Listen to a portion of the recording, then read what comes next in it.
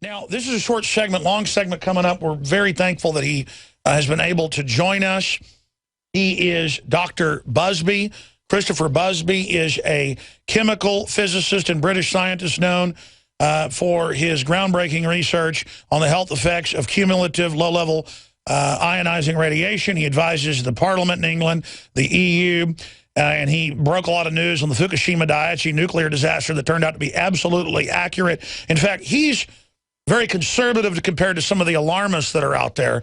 And he joins us now to give us a little breakdown on what's coming up in the next 18-minute segment, a new and a peer-reviewed Journal of Pediatrics report about increased problems in thyroid of babies, children, and others on the West Coast. And, of course, we have all the reports of the rising radiation levels and governments raising what they say is cumulatively safe and the majority of reactors leaking. So we're going to talk about that and the removal of the fuel rods, what's currently happening at Fukushima as the ground basically turns into a huge sinkhole. Dr. Busby, thank you for joining us. Hello. We got about 2 minutes. Tell us what's coming up. Well, two things, really. I think you wanted me to talk about the worst-case scenario. You know, in other words, if the whole of Fukushima goes up with a big bang, what's going to happen?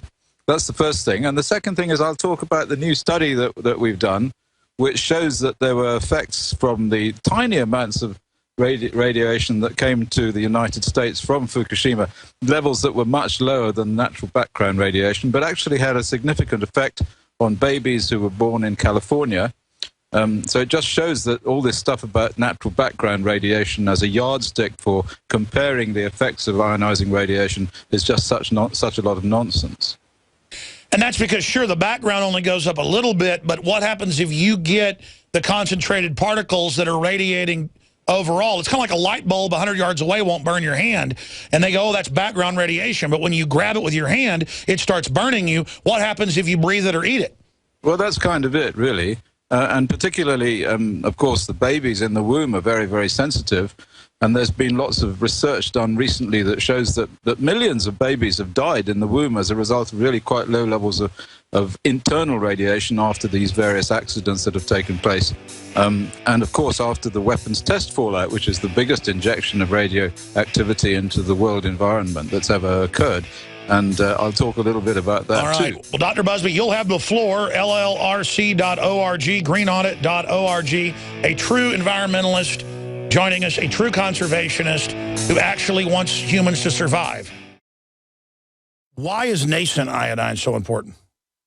Nascent iodine is so important because it goes directly to the thyroid. It's not bonded to a salt, which means it doesn't have to be broken down, and it's the most usable form. It's what the body uses. It's what the body is designed to use. If you have low energy levels, if you have pains, if you have thyroid problems, if you don't feel up to par, well, they've proven now that the fluoride and a lack of iodine causes a decreased IQ because you have all this stuff that builds up inside your system and builds up and builds up.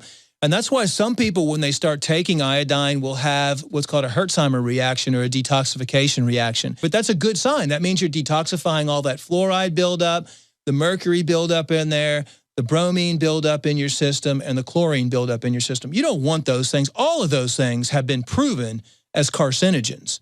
That's one of the reasons prostate cancer is on the rise too, is because prostate takes up iodine, and the men that are lacking iodine causes the prostate to become cystic and causes the prostate to swell and eventually leads to prostate cancer. There's been an extreme rise in polycystic ovarian disease, PCOS, with women, fibrocystic breast disease, because iodine is stored in the breast tissue, the ovaries, the prostate glands in men. It's utilized by every single cell in the body. Why does this almost taste good compared to other iodine that tastes horrible? That's because it's real iodine atomic form.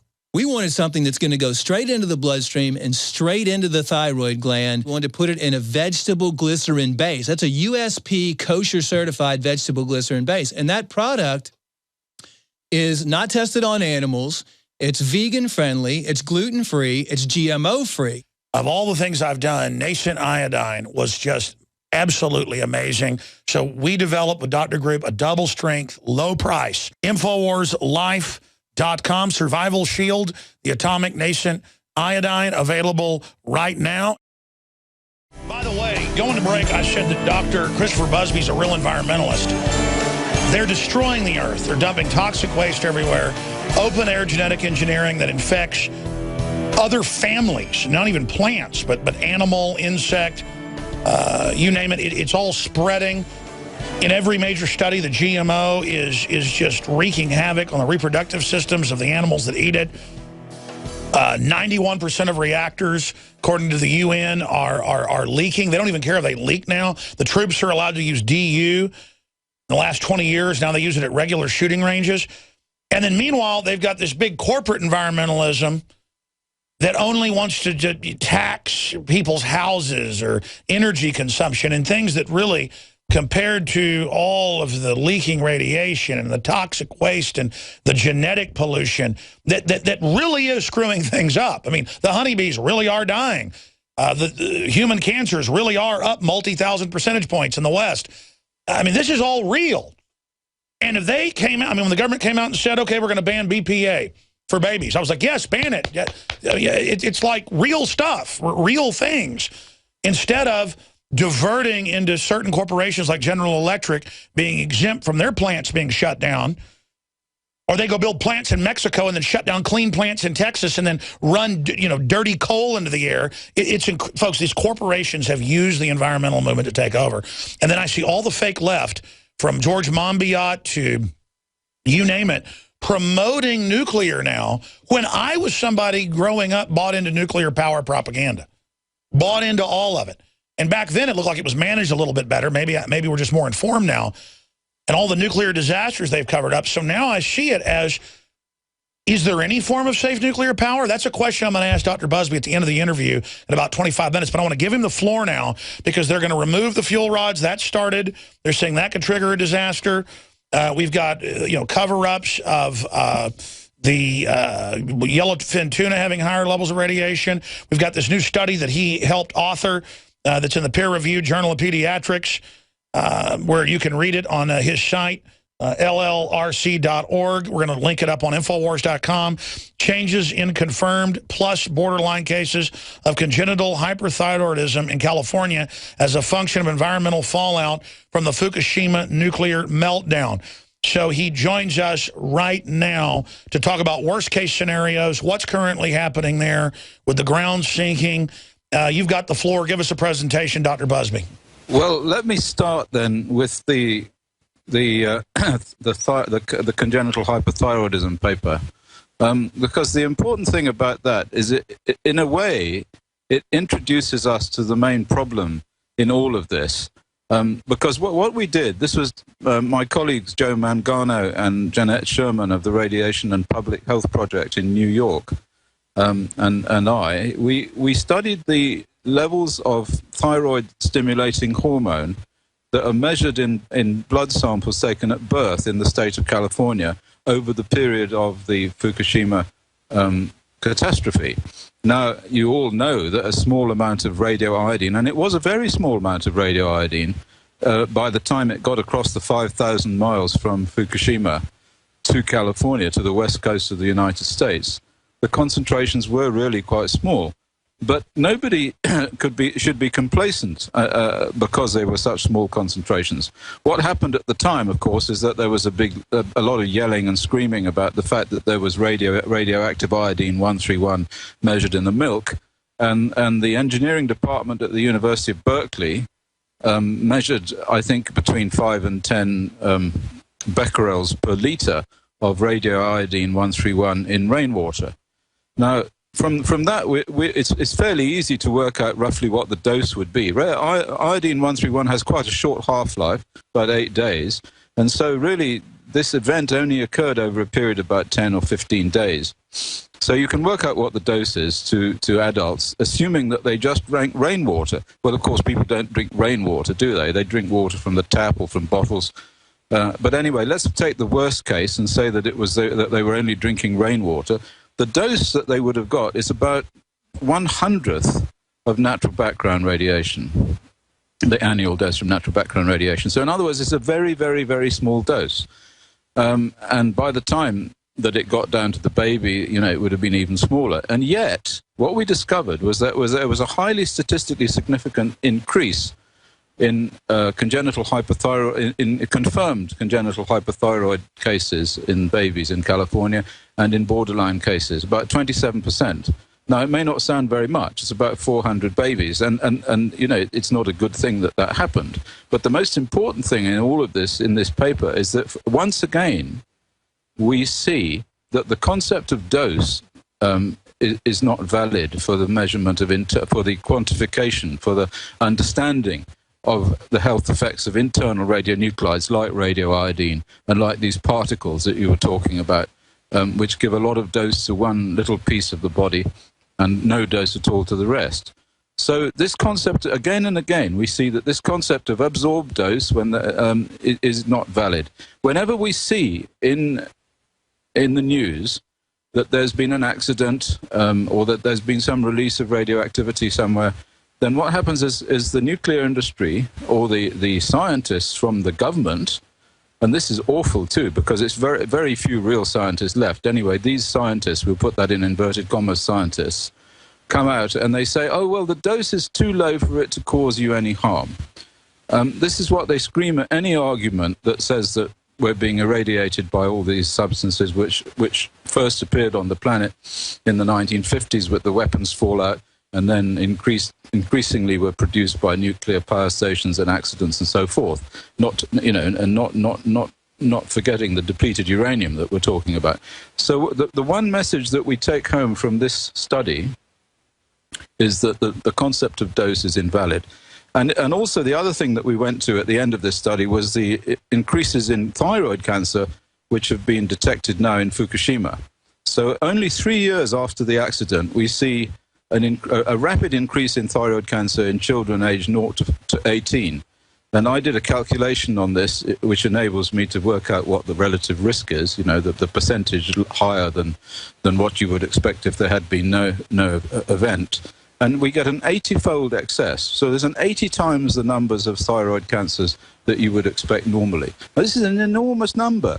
But of course, what's happening there is that these same scientists, these tame scientists that work for the government, or even in fact the scientists who measured the thyroid cancers, who detected them in the screening, they say, well, it can't be from Fukushima because the dose is too small. So we live in a sort of Alice in Wonderland world, or sort of like an airbrushed world, which is much worse than the original Soviet Union way in which, things were covered up, because at the moment it's covered up in such a way that's utterly bizarre. Anyway, so that's the message from the paper that we've just published. And let me just briefly tell listeners that chemical physicist Christopher Busby joins us. And I want to back up what he's saying. I'm not a chemical physicist or a nuclear physicist. Who is a chemical physicist as well as a nuclear physicist is Dr. Doug Rockey, who was the head of the entire Pentagon DU program in the 80s and 90s, who wrote the book on it and did the removal of the waste in Kuwait and Iraq. Most of his team has died. Long before I even ever interviewed Dr. Busby, he would come on 10 years ago plus. He's had over 50 surgeries just to survive, more surgeries than probably Darth Vader had fictionally. And the way he explains it, he goes, it's asinine saying we could use DU. They wouldn't let us use it until 1990 because all the physicists, even going back to the 50s, said if you ingest it in your lungs or your kidneys, it goes into the cell at point-blank range and fries them. And they use the analogy, basically, of the light bulb. A light bulb off at 100 yards doesn't burn you. If you go up and grab it, it will cook your hand. And that's basically what's happening. And then they've had other physicists that I've interviewed and other people have explained this over and over again. And so the system knows full well what they're doing, because previous to really the 1990s, there was an argument saying it's bad, it's good, it's okay. Now they just don't seem to care. So let me ask you this and then get into the rest of it. Why doesn't the power structure seem to care anymore that they're living in increased radioactive poison? Well, this is a very good question. I don't really have an answer for it. I mean, because to me and to you and to any sensible person thinking about it, of course, what they're doing is that they're destroying themselves and their children and all their relatives. And one has to ask, how is it possible that they can do this? I mean, some of them are physicists, and I have to say, physicists seem to have the ability to deal in a sort of world of abstract mathematics. And I think I particularly single out physicists for the ability to believe something which is totally impossible. And a lot of modern physics is like that. And you will find in governments that the scientific advisors to governments are very often particle physicists. And I think this goes back to the school days where you know, if you were a physicist or a mathematician, you were assumed to be cleverer than somebody who wasn't, who was a chemist, and then it goes down to biologists, and after that it sort of goes down to geographers, and then people who read English and history and so on, all the way down to the bottom. And so the problem is that these people have got the idea that because they can do mathematics and they can create these wondrous worlds of equations, including the world of the equations that describe absorbed dose, of course, exactly that, they don't need to know about biology. In fact, I've talked to them and they've said, well, I don't know about biology. If I need to know about biology, I'll ask a biologist. And of course, if a biologist comes along saying, well, I'm sorry, mate, but everybody's dying because you've got it wrong, they will just say, oh, you're not a physicist. And it goes on like that. So that's one part of the equation. The other part, of course, is that there are some genuinely evil people up there, in my opinion.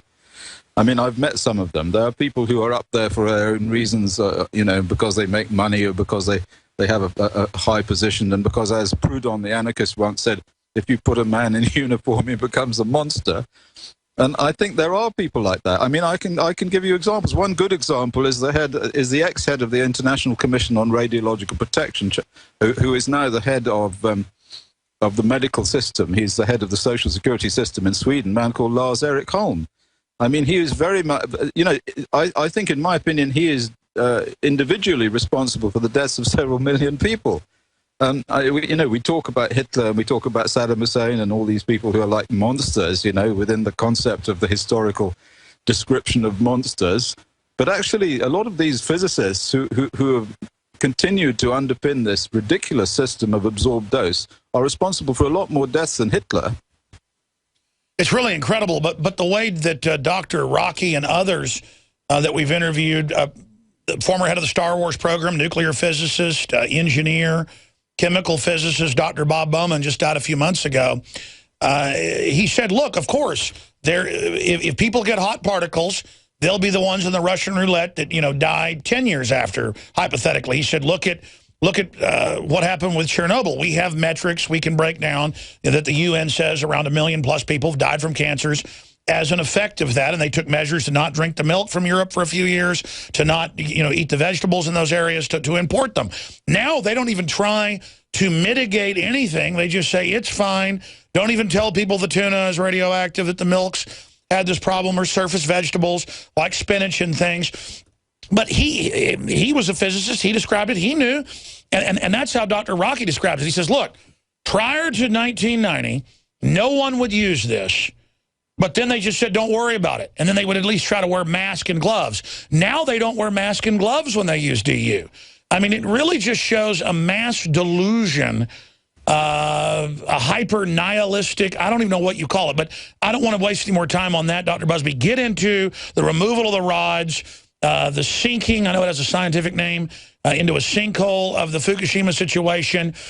We've seen other physicists, you know, the fellow from Canada, you know, came out and kind of did a gestalt saying that if it does melt down, it could, you know, really threaten humanity. Goodbye, Japan, I think was the quote from Suzuki. What is the worst case scenario?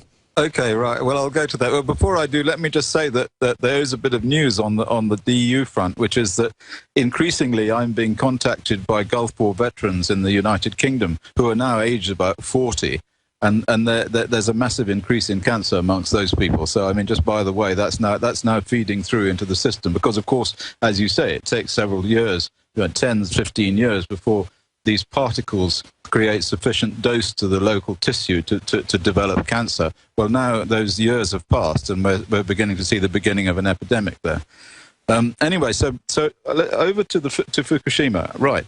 Well, I have seen on the internet, and people have contacted me with amazing doom-laden sort of prospects if the whole lot goes up. And people have been asking me more and more to sort of get in there and have a look at it all. And it is actually quite complicated, and you've got to do lots and lots of sums and get all the numbers from all over the place, work it all out. I've been working on this off and on for about 6 weeks, and eventually I figured it all out. So now I'm going to present you with the answer. And the answer is this, that it's not the end of the world, and by no means is it the end of the world, although it probably is the end of Japan. So that's the headline. If the thing goes up, and what I mean now, in my what will we call it, worst case scenario, like the worst thing that could possibly happen is this, that the reactor 4 tank collapses in some way. Either it explodes because they stick 2 rods too close together and there's an explosion which drives out all the water, and then once the water's gone it all melts down. And then, of course, it distills off the plutonium, and then there's a critical mass, and there's an enormous bang. So you get a fission explosion. The alternative is that the thing is sitting, as you said, in a sort of swamp now, and leaning. And of course, they know this too. So that's why they're rapidly pulling all the spent fuel out of that number 4 tank. So if that collapsed, if it actually fell over, then of course the water would all slosh out of the tank. There would be no cooling for half of the tank, and then, of course, it would melt down, the heat would increase, it would boil off the water, distill the plutonium, and bang. And then, of course, the third possibility is we have another typhoon, so all of these things are possible ways in which we can get a large bang. Now, let's assume the bang is big enough to also destroy the cooling to the other reactors, buildings, pressure vessels. So let's imagine that the whole lot goes up in some kind of massive, dirty fission bomb. Now we have to note here that if it does explode, it will be a fission bomb. It's not going to be a hydrogen bomb. There's going to be no megaton explosions. The worst that can happen is that there's going to be some massive fission event. Now, if that happens, we know, as a result of various studies that have been done, exactly what's in there. Well, not exactly, but pretty much what's in there. And we can add it all together.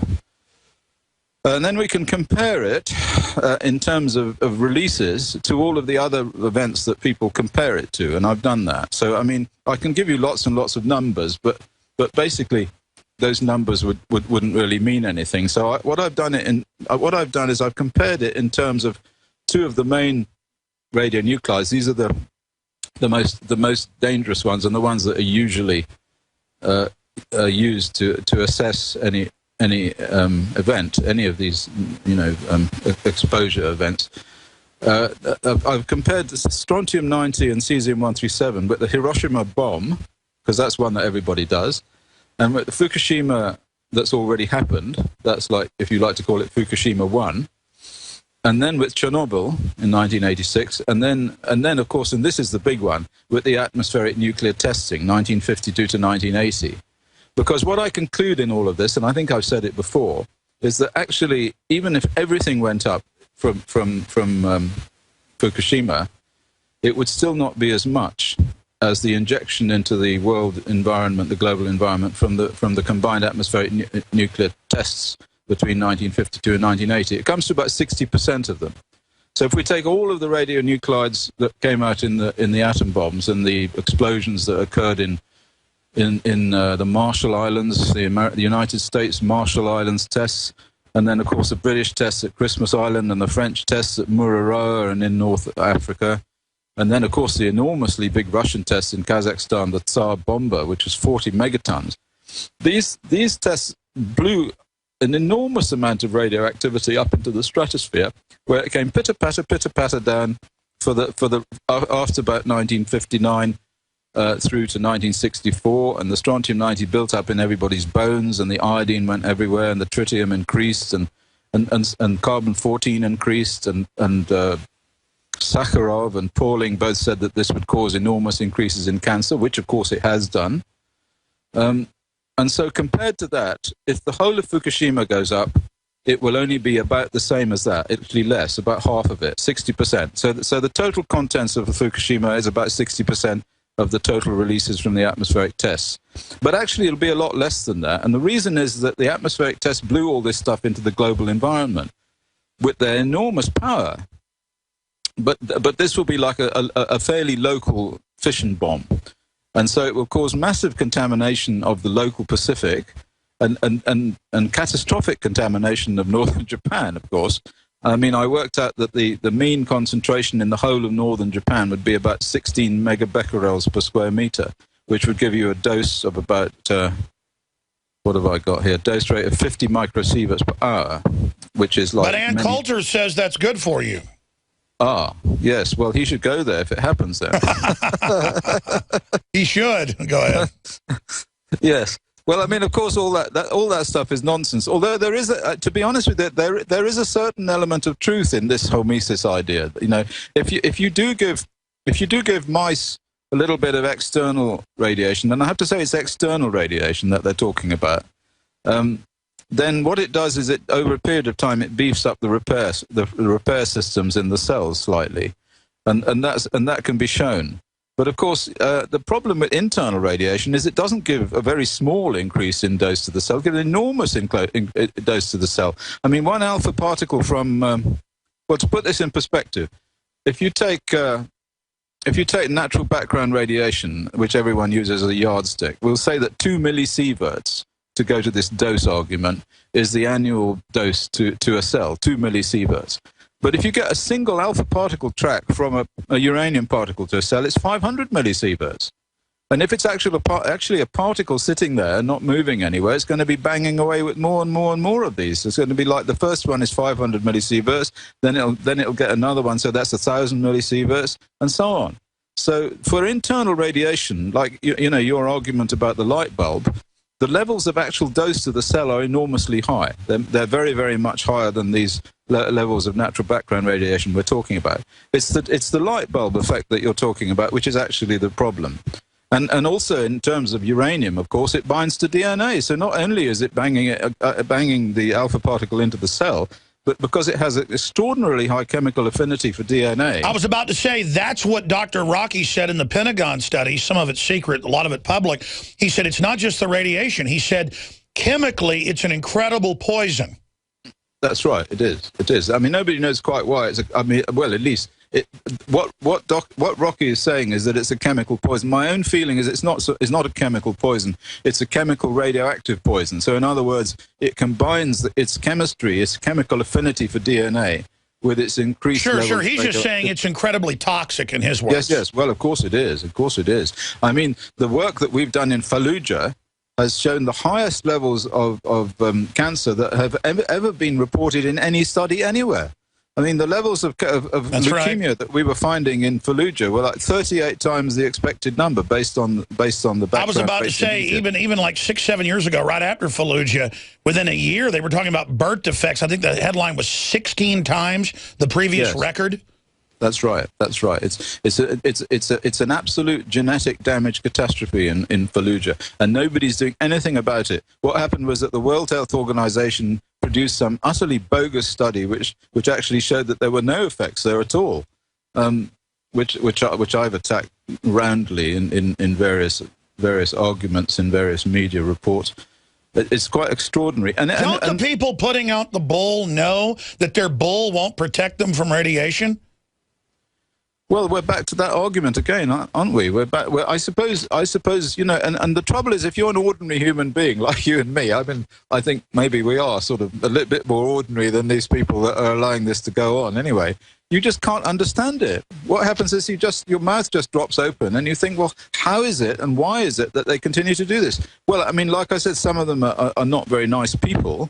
And some of them do it because they obtain power out of it, and they'd rather have power than mind about their children dying of leukemia. But the other ones that go along with it, like sheep, goodness only knows why they do that. They're just so domesticated. Shifting gears, though, just the argument against nuclear power now, when you look at the response in Fukushima, or you look at how they respond here in Southern California when the alarm goes off, now they've just permanently turned the alarms off. It just shows government at this stage with its management cannot be trusted with corporations to run nuclear power. Well, I remember that John Goffman said that the nuclear industry is waging a war against humanity. But I would now put it further than that. I would say that global science is waging a war against humanity. I mean, like you said before, it's not just nuclear. It's in every single area where scientific developments can be used to make money for the monster that has now become global capitalism. People just turn a complete blind eye to any effects on human life and just march on steadily with the production of substances which they release to the environment, which kill people. Sounds like the legend of Atlantis. Whether it was true or not, they created some technology that blew up their island. Yes, well, it does look like we're doing that. Doctor, let me do 5 more minutes. I know you've got to go. We're going to do some overdrive. I want you to have closing comments and talk about what we do. Is there any safe atomic or nuclear power? What do we do with all these 35, 40-year-old aging things everywhere leaking? And what do we do? Because I've got children. I don't want to die of cancer young. I don't want to die, period. This is really scary. We're going to be back in 60 seconds with Dr. Busby. Stay with us. I'm Darren McBreen, and these are some of the new items that are available now at InfoWarsShop.com. Alert the public to Obama's blatant abuse of power with the new Obama t-shirt. Obama's Joker face on the front and come and take it on the back. It's time to publicly call him out for what he is, a tyrant. Defend the Second Amendment with our top seller Come and Take It t-shirts. And look at that, women's cut tank tops and t-shirts now available. Nice hat. Plus the Don't Tread on Me flag. And now you can become a micro distributor of the InfoWars magazine. Plus, get your own copy delivered right to your door each and every month. And if you're tired like I am of you and your family being exposed to polluted drinking water, get the Pro One high performance water filter. It gets rid of all pathogenic bacteria, cyst, fluoride, heavy metals, and numerous other contaminants. So join the revolution at InfoWarsShop.com.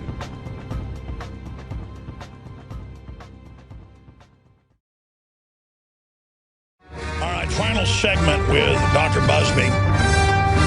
I'm going to continue on with some overdrive in the next segment to go to Julio, listening on 1530 AM in Chicago, Ramon, and Tanner, and Rose, and Mercedes, and everybody else that's patiently holding. Dr. Busby, we've only got about 4 or 5 minutes in this short segment. Folks can go see your studies and the other mainline studies you link to at llrc.org, greenaudit.org, and hopefully find out about what's happening. But you heard my question. Is there any form of safe atomic or nuclear power? No, there isn't. It's not possible to constrain the atom.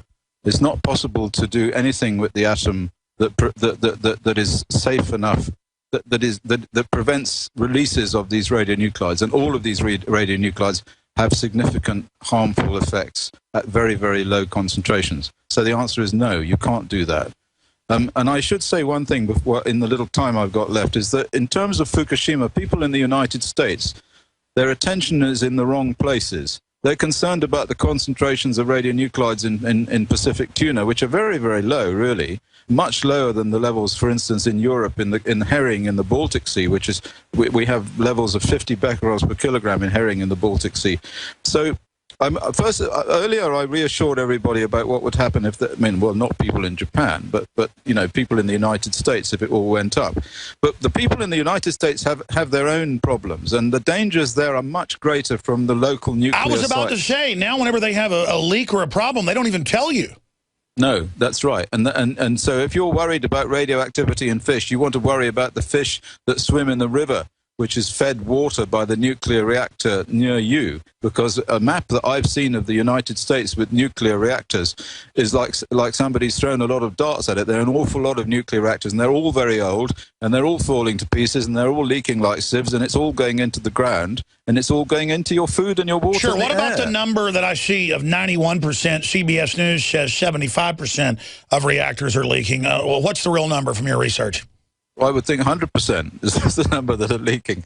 It's absolutely not possible to function with a nuclear power station without it leaking. It can't be done. That's what I was told by Captain Don Darling, who's the head of Veterans for Peace here in Austin. He was on nuclear submarines as a captain and then ran the famous super submersible rescue subs. And he said they're all a bunch of liars. He said they would have them do tests where they turn the reactor on and off, frying everyone on board. He's had incredible health problems. I mean, he just concurs with what you're saying. Of course, the problem is that, you know, it's like being stabbed and then you die 10 years later. So it's very difficult for you to actually take any case on this or actually do anything about it. And the stuff is invisible. So unless you have all sorts of radiation measuring equipment, the best that you can do is just get out of the way of any nuclear power station or anything to do with it. Just run away. And even then you're not safe because, of course, you've got all the fallout from the weapons. I mean, people living in Marin County, California, of course, you know, for example, have a very high level of breast cancer because of all the fallout that landed in the Rockies after the Nevada tests and then washed on down into San Francisco Bay. So, you know, you need to know what's going on here, and you need to be aware that you're all being irradiated the whole time until you stop these people from continuing to release these substances. And, of course, now they're talking about not even mothballing 40-year-old facilities and letting them go 50, 60. So, those are guaranteed to blow up. Well, of course, they're just trying to make money. It's all about money, isn't it, Alec? That's what it's about. Keep the things going because you can make more money out of it. Well, I mean, what can we do? What can we say? I mean, it's a political issue, and until you can sort out the political situation and have people that you can trust... Well, look at Fukushima. They're building more reactors even after that. I mean, if you go by Monbiot, if one blows up in the U.S. or France, they'll say build more. It's like, it blew up. Well, I know. Well, but Monbiot is a fool. I mean, nobody takes any notice of him. And in his attacks on us and his advocating new nuclear power stations, he's totally shot himself in the foot. Nobody listens to him anymore. LLRC.org. Dr. Busby, thank you so much for your time. Okay, you're welcome. Wow, simply amazing, folks. I've done the research. I've talked to other physicists. It's so horrible. I mean, we got to get rid of these things. I mean, that's just, we got to do it. Nightly News tonight, 7 o'clock.